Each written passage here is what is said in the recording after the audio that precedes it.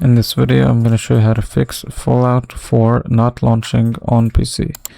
Open Steam, find the game, right click, Properties.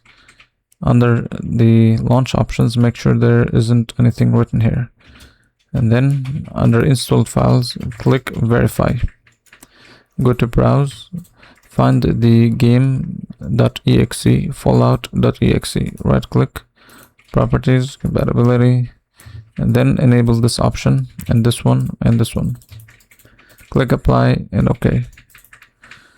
Next, try and see if it works. If it doesn't, then minimize this and then close the game here if it's open. And then you want to go here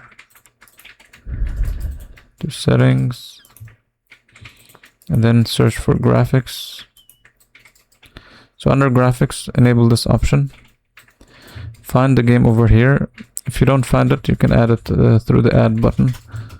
And then once you add the game, you want to make sure that you set the game's graphics to high performance and then enable this option. Once you do this, now you want to go here and type date and time.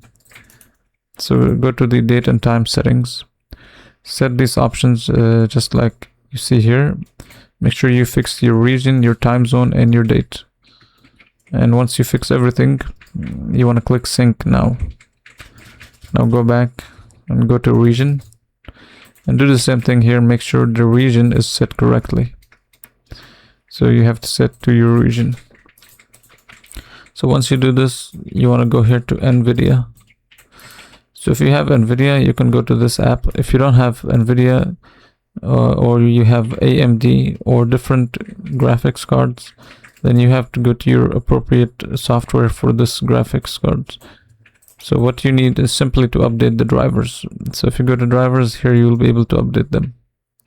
So just make sure you are always up to date, and this should fix it.